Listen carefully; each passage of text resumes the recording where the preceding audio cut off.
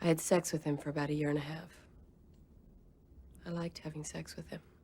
Basic Instinct is has the most paused moment in movie history. What moment would that be? It's towards the... I'm uncertain.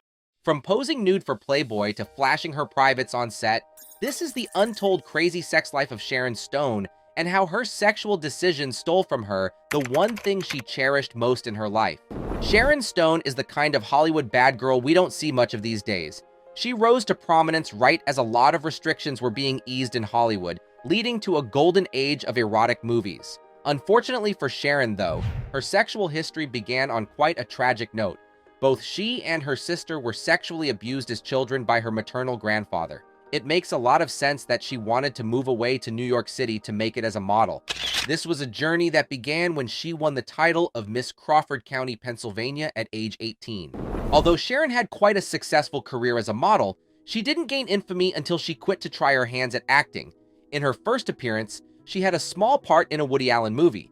As Woody was on fire at the time, this gave Sharon a whole lot of exposure, and so began her career as Hollywood's resident bad girl. The director most responsible for Sharon's rise to being a sex symbol is Paul Verhoeven. After she had a small role in his mega-hit Total Recall alongside Arnold Schwarzenegger, he went on to create an erotic thriller known as Basic Instinct. In the movie, Sharon, who plays a femme fatale, has a decent number of explicit scenes.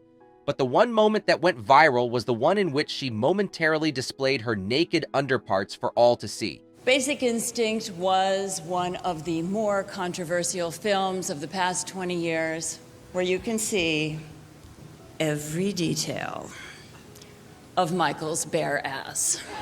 According to Sharon, she was tricked into revealing her body as the director told her to take off her panties because they were too reflective. But the director has challenged this assertion, saying, "Any woman knows what will show when you ask her to take off her panties and point the camera there. In any case, the die was cast. Nobody would look at Sharon Stone the same way ever again." On release, Basic Instinct was a very successful movie, so much so that it completely changed Sharon Stone's life. She began to receive a lot of attention from men at every level of the industry. However, not all this attention was positive. For one, people literally began climbing all over her car whenever she went out in public, a strange manifestation of the harassment she never stopped receiving since then. She stated that Hollywood execs also harassed her, forcing her to perform nude scenes surrounded by hundreds of them. They also reportedly wanted her to have sex with her co-stars for real. While Sharon didn't know what to do with all this infamy, some of the most powerful men in the industry were enticed by her and wanted to date her. These included her directors, co-stars, and producers. And so it all began. Sharon's first high-profile relationship was with Michael Greenberg. The two of them met on the set of the TV movie The Vegas Strip War in 1984, which Greenberg was producing. They got quite close, and within a few months, got married. Apparently, they even got married on the set of the movie. Unfortunately, Sharon wasn't faithful to Greenberg. While she was married to him, she had an affair with Canadian actor Hart Bochner. They met while filming the 1988 TV miniseries War and Remembrance. While their affair was a passionate one, it had an infamously bad end. In an interview with People magazine, Bochner said that Sharon was the Antichrist. Unfortunately, this didn't bode well for her marriage to Greenberg. The two of them divorced in 1990, just 6 years after they got married. 10 years after that, Greenberg married actress Nikki Smook. After this, Sharon had no choice but to move on. But finding true love was proving to be a much harder task than she had assumed. Had she made a mistake in letting go of Greenberg? The answer was coming to her in a very painful way. Another one of Sharon's biggest romances was with producer and businessman Steve Bing. The two of them, who were frequently photographed together, dated on and off from the start of the 90s to the mid-2000s. Bing was known to be one of the good guys in the industry, but there was a dark side to his life, which he hid from the public. When he took his own life in 2020, Sharon was in deep pain. She stated that she was having a really hard time dealing with his death. In her own words, "He's a complicated person who I didn't think always made good decisions." But before that, Sharon dated many other celebrities during her time in Hollywood. This included such icons as Bill McDonald, Dwight Yoakam, Johann Eliash, David DeLuise, Charles Dreyfus, Rick Fox, Craig Ferguson, and Angelo Baffa. None of these relationships was as meaningful as the one she had with Phil Bronstein. Though it started off strong, it came to a slow and bitter end. Sharon and Bronstein were married for 6 years, from 1998 to 2004. What makes their union significant is that they adopted a son, Rowan. Bronstein was the one who filed for divorce from Sharon, stating irreconcilable differences.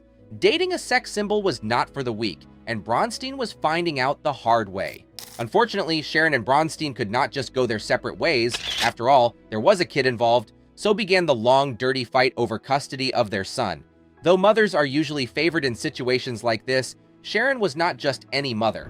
Bronstein, with an army of lawyers on his side, shamelessly utilized Sharon's history as a sex symbol against her. Unfortunately for Sharon, the male judge saw things Bronstein's way. Bronstein also accused Sharon of being an overreactive parent, stating she couldn't be calm around their son whenever something came up.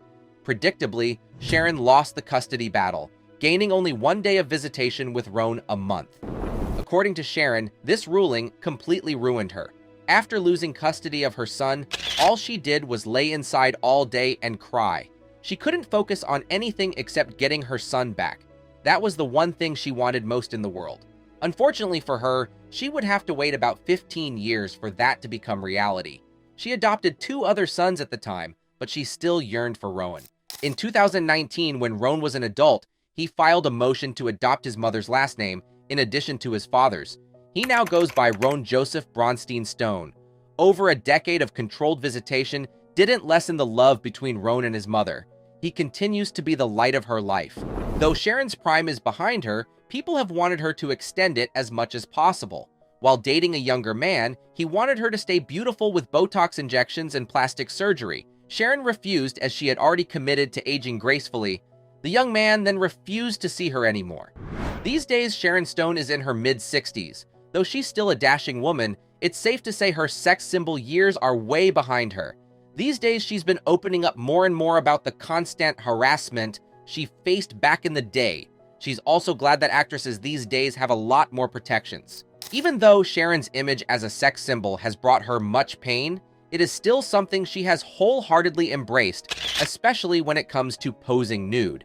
She first posed nude for Playboy magazine in 1990. 25 years later, she posed nude in Harper's Bazaar. On The Oprah Show, Sharon went on record stating that as she gets older, she's glad people remember her more as a sex symbol.